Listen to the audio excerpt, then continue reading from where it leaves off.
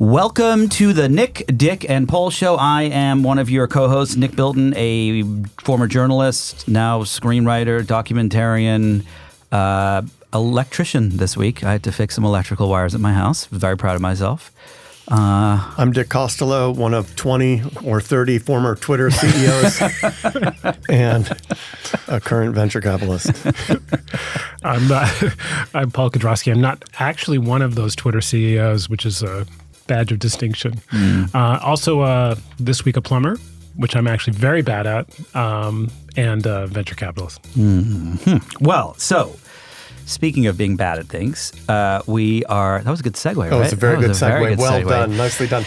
How long did it take you to, I just saw Steven Pinker's name, and that was what came to my mind. Well, good. We are going to be talking about how humans are really, really bad at predicting things.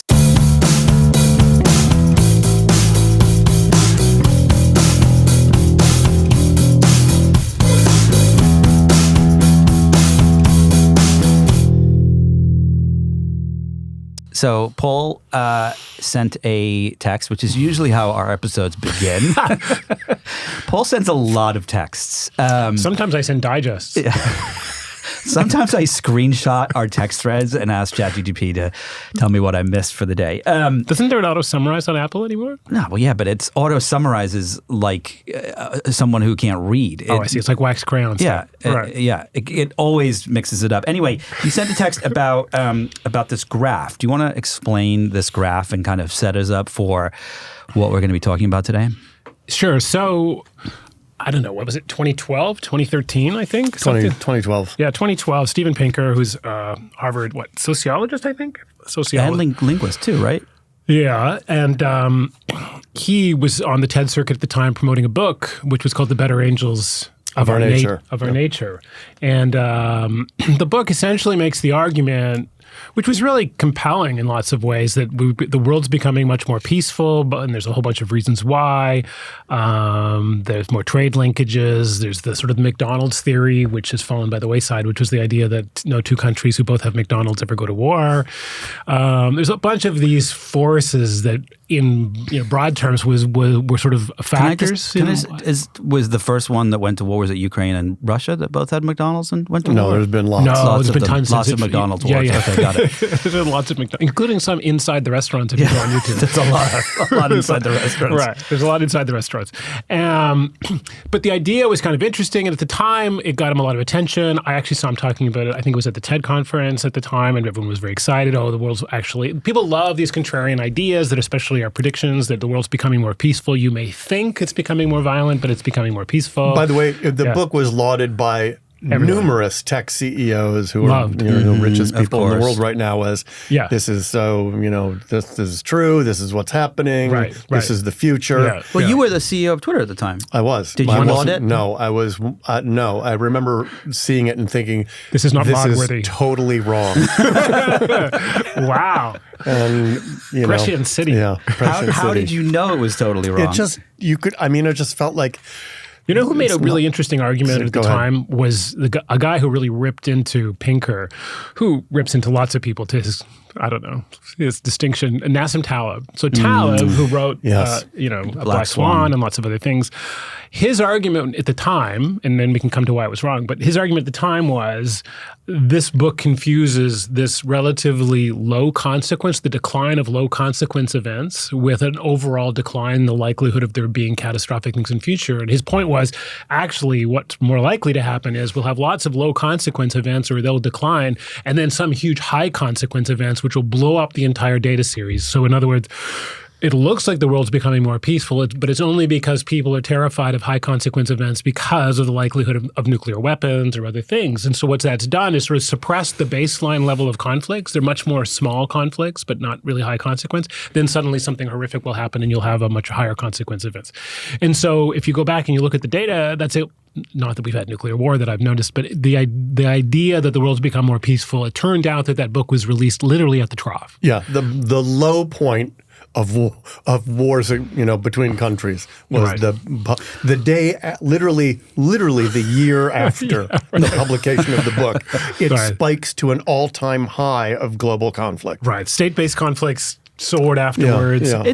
Paul and I have the receipts, though, for, by the way, this discussion from 2012 and 2013. So, but what made you, so Dick? What made you realize that it was? I just thought bullshit? It was like this is not human. The way humans interact with each other. Like, are you kidding me? Look at what's going. It wasn't like there was, the return of Yitzhak Rabin and like peace among the Israelis and the Palestinians, and Putin was already at the time, sort of, pounding the table about, we should, the greater Russia, and, we're going to need to go back to, look what was going on still in Georgia and Chechnya at the time. And I just remember thinking, like, this seems crazy. And, it turned out to be, not that I had any particularly interesting insights, just that I thought this thesis that people have changed is simply not true. They're just the same as they've always been. Or even the idea that we like to sort of do this naive extrapolation is here's the recent trend. Right, that's right. If you looked at the time at the trend, it was, look, it's declining from its peak in sort of the 1990s on the 1990 with the quote peace dividend, and he just wrote the book and literally published it at the low point. It's been off to the races on global conflict since. It's interesting. You and I have talked about this, Paul, where when you look at disruptions within industries, how the peak is when we predict it's never going to happen, and then literally 1 year later it happens. So the best year of sales for Nokia was 2008, 1 year after the iPhone comes out, and then it was crash. It's the same thing with the newspaper industry. 1999, 2000, best year, $1 billion for the New York Times in advertising that year. And then boom. And it's like every single time we look at that moment and we think it's it, and then in reality, it's completely not even close. This argument, though, of this naive extrapolation, that the signal is so strong at that point that it's like, look, we've got decades of experience. This can't stop. This process goes on and on and on. And so people naively extrapolate it into the future. But it's even more insidious. And we were talking about this, and maybe we'll have him on as a guest sometime. But Dan Wang, who's written this great book called Breakneck about the rise of China, and how it's really taken off in terms of its the building cycles that it's been doing, and yet even in its context, like people continue to sort of naively extrapolate what's been going on in the past into where it's going in the future, and you get stuck in these ideas about like, well, this has always been this way, so it'll always continue to be this way, and you miss things like the rise of China as a dominant car exporter, the changing nature of its demographics, because people refuse to recognize that the world has changed, and they just extrapolate from the distant past into the far future. It's also the case that people it's human nature to think that bad things are less likely to happen to me than to other people. So it affects their decision making. That's 100% the case. But I get that, but isn't part of... it's true for me, but for other people, that's right. I think bad things are just as likely to happen to them. But at the same time, so we get all these predictions wrong, right? Bubbles and Pinker and... But just before you say that, just one more thing on the Wang thing that I was thinking about was that one of the reasons why all this stuff breaks and why these predictions, which are perfectly reasonable at the time, break, is that, okay, if the world's becoming more peaceful, what's a natural thing for someone to do? For a country to do?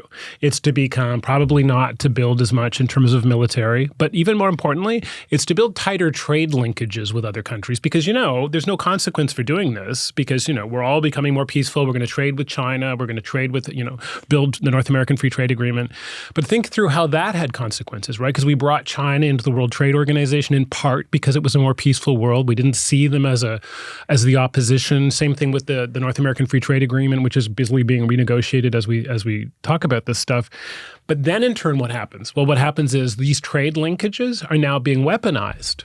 The trade linkages themselves are being weaponized because, and we built them because there was a more peaceful world. And once you start weaponizing trade linkages, more tariffs and so on, everything reverses, because now countries say, wait a minute, you're not my friend anymore, you're my enemy. Why do I have such tight trade linkages with you? The origin of all of these things that are now flipping and breaking was the naive idea that the world had changed and it was okay to have all of these tight connections everywhere. And now all of that stuff got weaponized and it now all flips. But one of the arguments is that we get this wrong because we can't necessarily predict. We always think everything's going to be great in the future, right? Right. Or we always think everything's going to be bad. Whichever that was way. my question. It's extrapolation problem. So the extrapolation problem. My question is, so at the same time, if we look at AI, everyone's like, oh, we're all going to die, which we probably are, except for Dick, who will remain the pet. But calories, we prefer to say. Well, but why is it that we get it? Like, okay, also, one of the questions I had when I was preparing for this and reading this is the stock market. Wait a minute, you prepare for these things? I actually do read these. Oh, good Lord. I do.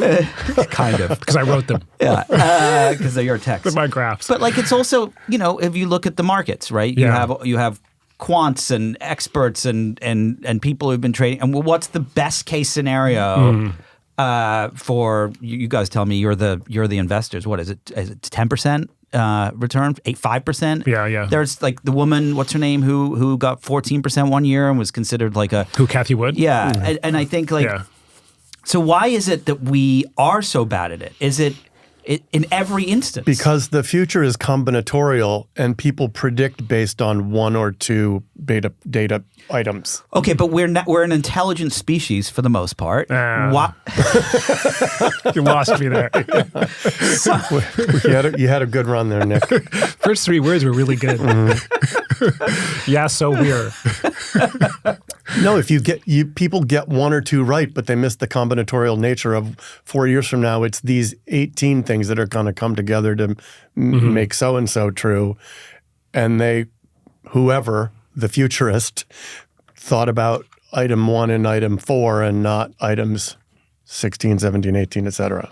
And consensus is really powerful. It's really, being wrong or being out of consensus isn't really rewarded the way that you might think. I mean, now and then we'll select a story and tell about, Michael Burry getting the Big Short right or something else. But for the most part, being out of consensus is a really dangerous place to be. Like when I was an equity analyst, the herding was incredible. We were all buy ratings or we're all sell ratings or whatever on a stock because being out of consensus was not rewarded. In particular, being out of consensus and being negative is not rewarded. You're just seen as, probably a troublemaker, possibly a communist. You shouldn't be part of this, right? You're not playing the game properly. And so it's like there's an old line way back in the days of when I was in sales, we used to say no one got fired for buying IBM. It's because it was a consensus. It was easy. You're not asking people to take a chance or take a risk. They're just doing what everyone else is doing. Yeah. Be safe, be part of the herd. And so I think that's a huge part of the problem. You see that in Hollywood, though, right? I mean, think about how much stuff is done because something else like it was done. It's safe. It's not because someone thinks it's a good idea. It's because it's safe.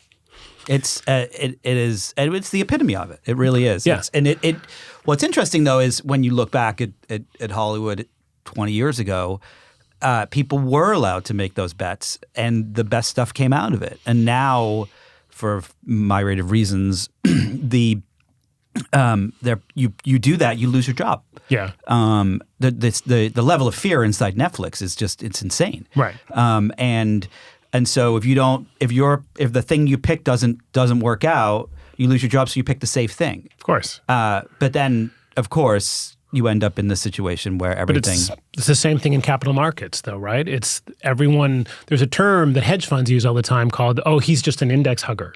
Which means there's a hedge fund and you're actually supposed to be taking risk, but if you actually look at their portfolio, it's like 80% of the S&P 500. And the reason why is this palpable fear that if I don't at least get most of the S&P 500's returns, I'm going to lose all my clients. So I hug the index, even though supposedly I'm taking all of these risks. So this is a universal problem, right? This index hugging phenomenon. By the way, Index Hugger is the name of my new OnlyFans account. I just like to promote that. I literally was going to ask you if you ever called him an index hugger. Yeah. And my Coachella band, actually. I would. Next up, the index huggers. Yeah, it's on one of the lesser stages, but I was way out of the edges. Yeah, people also rewrite their memory of their own predictions to make themselves, frankly, look smarter than they were at the time. If you look at these, here are my predictions for 2024, and then they retrofit something that happened to a prediction. Like, that's not exactly what that means. You see these things all the end of year, Here are the recap of all my predictions, things that people write. And you're like, if you squint a little bit, you're like, okay, that's not really a yes on that one. But they're constantly, I mean, look at everyone who sold their NFTs in 2022 would tell you, I saw the bubble coming, like, or you know. No, well, look at the people who purchased NFTs. Like, there's the guy who like sold his liver, remortgaged his house. What? Yeah, the craziest story. Yeah, I'm just the general point is the historical record of who was right continually gets edited by the people doing the predicting. Because they're constantly recapping, here's what I think happened and compared to what I said was going to happen. It's not, the rest of us. Which is why evaluating their predictions. Like the Daily Mail regularly trots out old predictions from like Nostradamus or something. It's like, Nostradamus says next Tuesday in Milwaukee. It's like, wow, how did he know all of that? It's like, it turns out, you're reading like all of this nonsense between the lines, but it's also the idea of if you have to predict often. So if you've got enough predictions out there that are vague enough, eventually something's going to pan out. That's right. Right. Which is also part of the problem here. The reverse is also true, though, and this is something we were talking about beforehand, which is that to try and make predictions easier, well, there's been the emergence of this form called prediction markets themselves, right, where you can actually try to monetize predictions.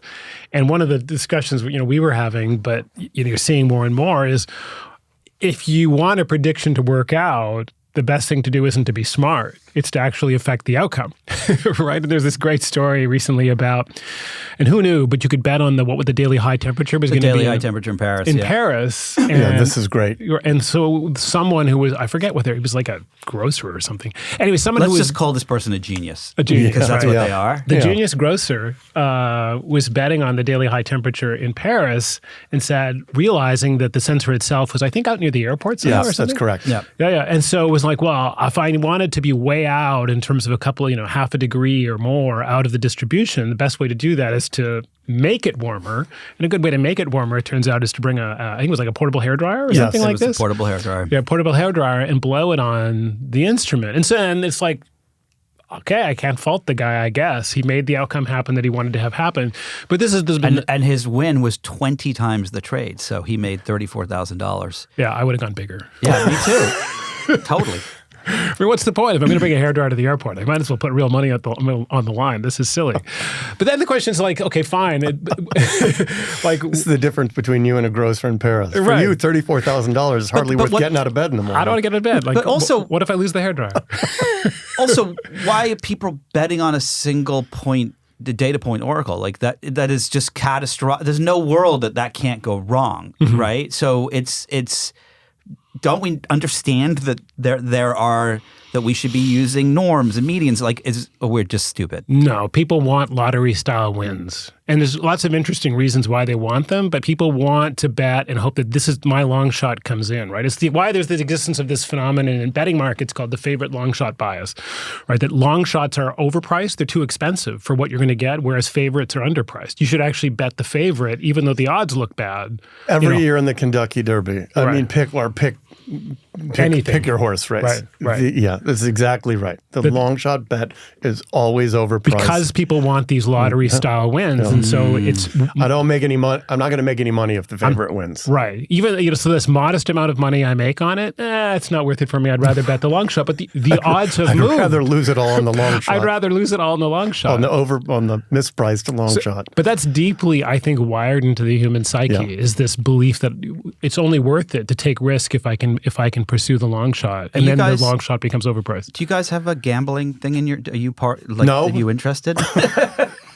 No, I don't have, there's not a gambling molecule in my body. Like, I have no interest whatsoever, but I'm fascinated by people who do. And like a lot of traders, right? Oh, I do, but I tell myself I don't. Wait, in what respect? Well, I convince myself that I'm actually being so analytical and careful that it's not actually. Oh, got it. Right. Paul convinces himself that he has outsmarted the odds makers and the people on either side of the trade or bet, and knows how to do better, and is probably right. Right. Exactly. It's probably right. You did really well on Facebook.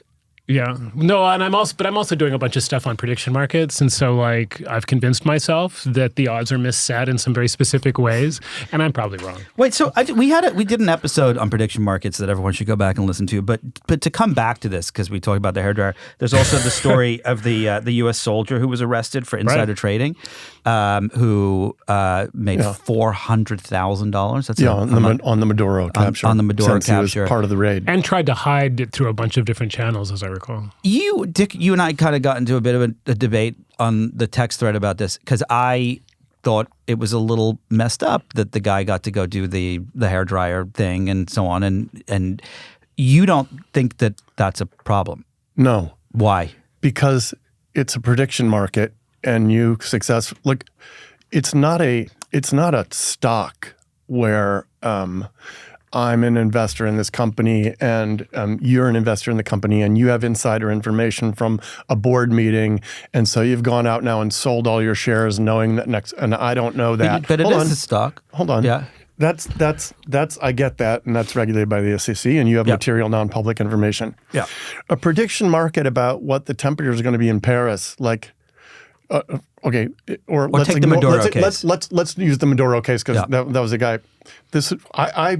I know this is going to happen. Yeah. Great. Like, it's not his fault that that someone has created a market for that, and he now knows what the outcome is. I just don't get why it's illegal. Do you think it should be illegal or not in the slightest? No, I don't. I think he knows it's going to happen. Great. So why should it then be not? Why is it then illegal? I don't know, because I think these prediction markets are just like, the market makers can create a market for anything. This person's going to go, okay, let's use another example. There are markets for Zendaya is going to go to the Met Gala. Yeah. If I'm a stylist and Zendaya calls me and goes, I need you the night before the Met Gala for 5 hours at the Ritz. Am I now an insider? Yeah, am I an insider? No. I'm gonna go on the prediction market and go, I bet Zendaya's going to the Met Gala. Should I be banned from doing that? I just think these are not the same as public equities. They're yes and no markets, and I know it's gonna happen. I'm gonna. So you think it's the fault of the people that are using them? No, it's the fault of the market makers. Yeah, it's the fault of the market makers. These markets should not exist. No different than the markets for, to pick another one, what Alex Karp is going to say on the upcoming Palantir call. There are markets for that. So literally down to the level of words. By the way, if I write Alex's if I write his opening remarks, am I an insider to that? Or if Alex told me a couple hours before the thing, I got to make sure I bring up, whatever.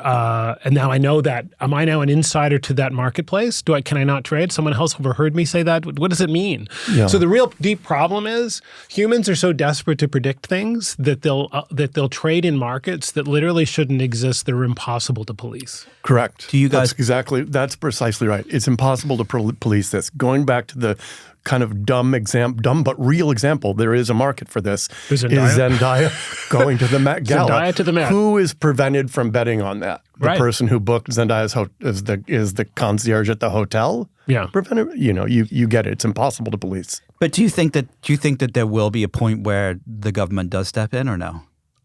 Oh, I think that these prediction, and it's already happened. They're already stepping in. But you're saying that they shouldn't.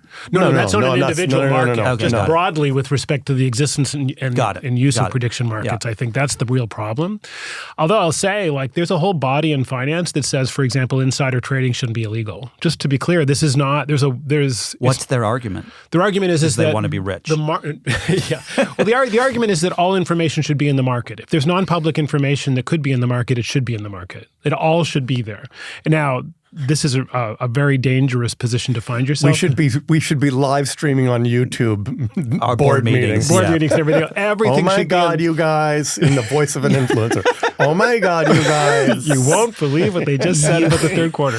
Even with the captions and everything. But this idea, though, that there's some kind of hard, bright line between what's predictable and what's not, what's fair to predict, capital markets, what's unfair to predict, Zendaya to the Met.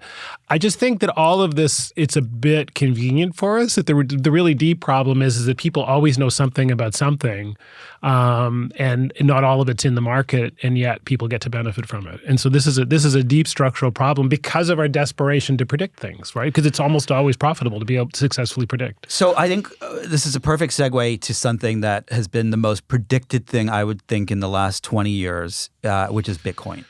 I thought this had to do with Rihanna. Okay, go ahead. Sorry. I was sure you were going to say Rihanna is definitely going to the Met Gala. That is 100% happening. And I'm long that trade. I'm so long that trade. Bitcoin has been the most predicted and missed. I mean, no one's gotten it right in any way, shape, or form. I would know. Some of the people, I would say that some of the people who bought Bitcoin early and have been holding. Well, but their belief is that it's going to hit $1 million. They've got $180 million mansions in Florida to say they were right. Yeah. That's true. Well, but there has been a lot of predictions about it, and right now it's down because of AI. Never use because with. Never use because. Yeah, because with Bitcoin. Yeah, because retrofit something that happened yesterday to whatever the price is. Well, so it's down, and miners are actually losing money. Bitcoin miners. Bitcoin miners that are mining for it are losing, I think, $16,000 per coin. Do you think Bitcoin represents something specific? Is it like the epitome of what is wrong with humans and the Steven Pinker problem of that moment in time where we're looking for something within capitalism and this out or whatever, or that it identifies some bigger systemic problem that's happening, or is it just a random fluke? No, I think it appeals to this lottery mentality. It's this idea. But why this more than anything? Because it's nothing but an abstraction. That's exactly right. It's nothing but price. There's nothing.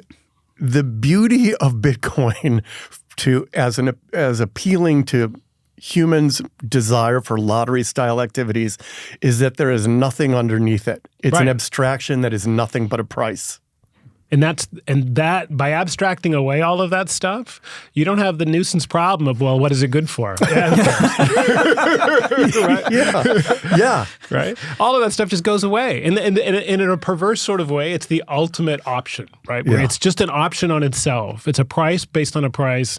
And in that sense, you can say it's going to be $1 billion and eat the global economy. It's going to take down all of fiat currency. Whatever you want, all of that's permissible under the system because it's all just justifications for price justifying price. So in a sense, for me, it's like it's the ultimate case of what we're talking about. A prediction for prediction's sake on something that has no fundamental underlying value other than people feel like it's predictable. Right? It's also so fascinating that everyone wants to figure out who created it. And there's all these different research projects going on and all these journalism stories and new documentary out this week that I'm, funnily enough, in for about 5 seconds. Are you? Good for you. I made the cut. I'm the poorest person in that documentary, I can assure you. But have you guys been reading those stories? Oh, yeah. What are your thoughts? I mean, we've got the New York Times, John Carreyrou, who said it's Adam back. Is this some Australian guy or something? Was that the one? Is he Australian? I don't know. I don't have any idea. Somebody. I didn't buy it. Sorry. See, here's that's where you wanted to take this. Yeah, I didn't buy it. Did you read the whole Carreyrou piece? I read the whole thing. It's quite long. It's quite long. Look, first of all, I don't understand why anyone cares. Oh, come on! No. It's like one of these great yes, but people love that. But we're stuff. never going to solve it. Baby. We are never going to figure it out. It's like we will never figure out who really killed Jimmy Hoffa, or if Elvis is still alive, or any of this stuff. I think we're going to figure that one out. Some of those be alive. Some of those feel solvable. See, I actually disagree. I think what's interesting to me is not who invented Bitcoin.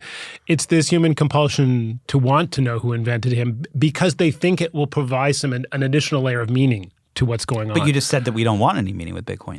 No. I'm saying people who are trading it don't want to know, but there's this compulsion among society in general to try and understand motivation because they feel like motivation leads to understanding the nature of the thing that was invented.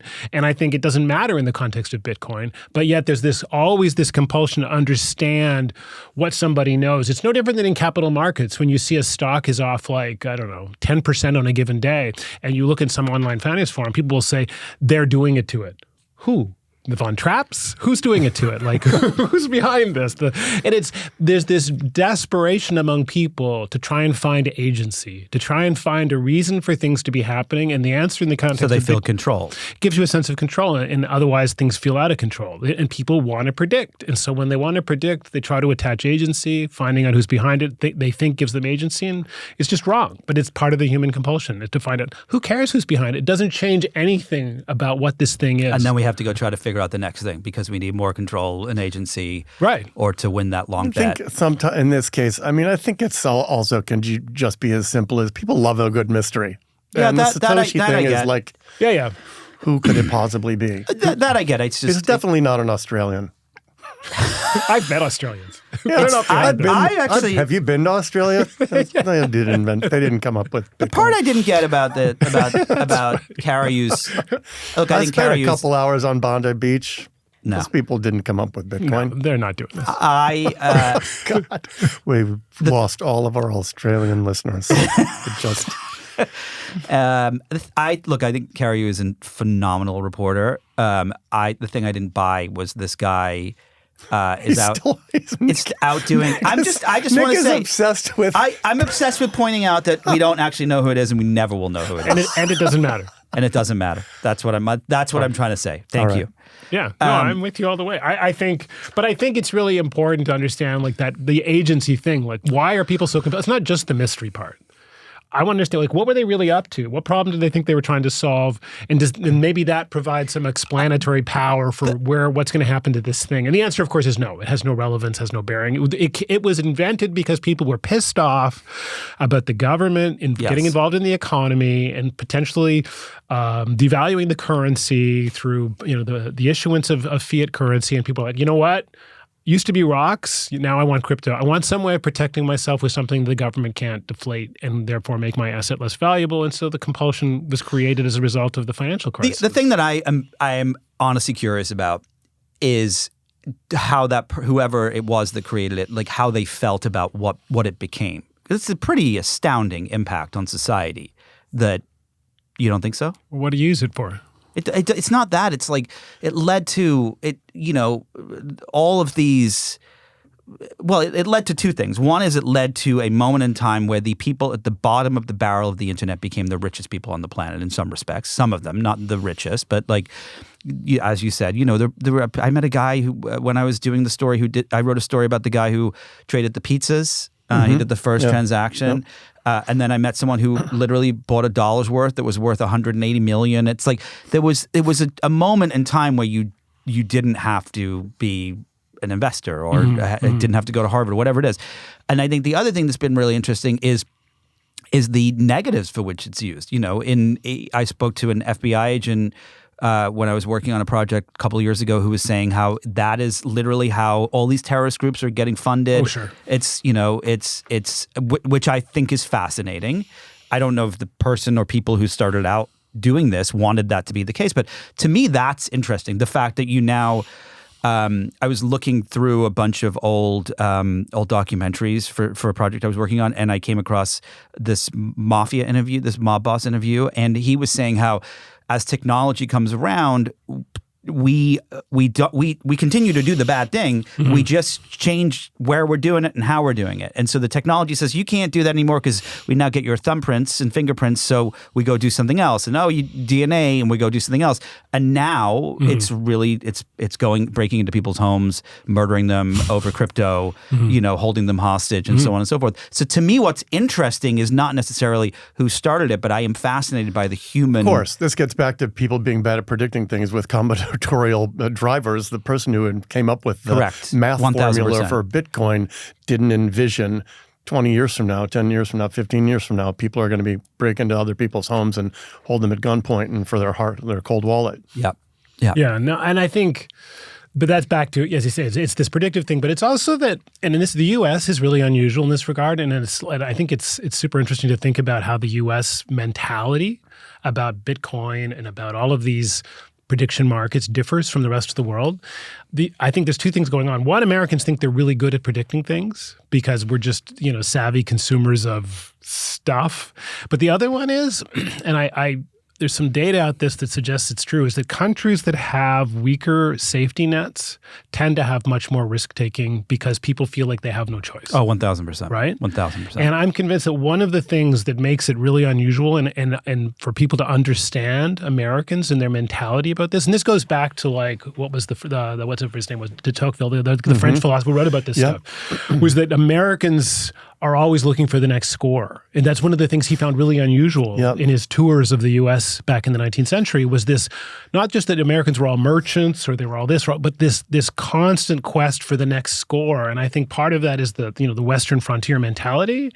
But over time, as that's gone away, it's also the disappearance of, the non-existence of any kind of safety net. So as a result, people feel compelled to chase lottery wins because I have no other choice. What happens if all of a sudden I have a health condition and I could go bankrupt? It's also the case, and de Tocqueville talked about this a little bit as well, that Americans almost uniquely are not a people that view themselves as, he's rich and I'm poor. Oh, yeah. They view themselves as not yet rich. Yeah. Right. Temporarily inconvenient. Temporarily not rich. Mm-hmm. Yeah. Temporarily inconvenienced billionaires. It's my turn is coming. There was a study that was done where they asked people what their number was, like their, in America specifically. Yeah. What's your number that you'd be happy? I can tell you exactly what the answer is. All right, tell me. It's double whatever they have. Exactly. That was literally it. It was double. So if you had 200 grand, it was like, if I had 400, I'd be happy. Right. If you had 2 million, if I had 4 million. If you had $1 billion, it was still if I had 2 billion. No surprise. Why is that no surprise to you? It's just because they think like, the current way I spend would be completely alleviated and all my problems solved if I had 2 times as much because I would have like all this extra save. And then they get that and they start, now I'm going to get this. Now I'm going to send the kids to private school. Now I'm making $500,000 a year so I can send my kids to private school. Private school is $90,000 per kid in LA. That's $180,000 you have, right? Trust me, I know. Trust me, I fucking know. But anyway, by the way, I am a billionaire and I can't afford it. It's always double. Yes, it's always double. Yeah. But this is, and this goes back to this problem of why in this current moment, there's lots of chatter about how the new source of optionality about building wealth quickly is, and you see it all the time from these online influencers, is AI. You should be doing AI stuff because you can score big with AI stuff. Yeah. But the weird tension that no one talks about is, on the other side, leaving aside whether you can score big with AI, is it's leading to a world of infinite abundance.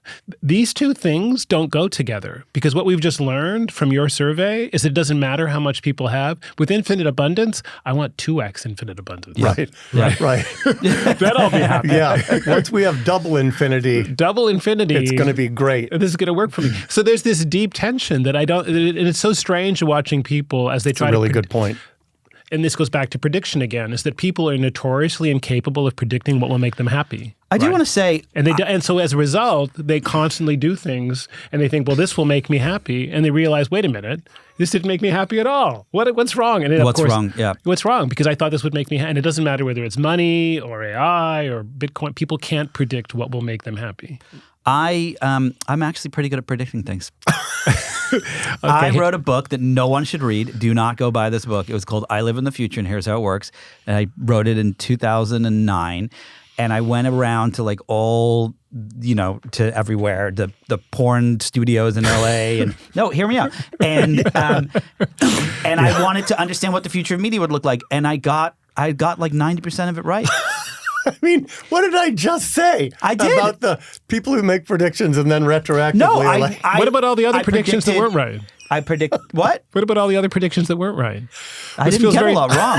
No. Other books, other Nick Bilton articles. No, those are just that somebody. So what is the line? The future ages quickly. Those are the other combinatorics that don't matter. Yeah. All right, last thing before we wrap up here. No, but that's interesting though. That I was right. But take it the next step though.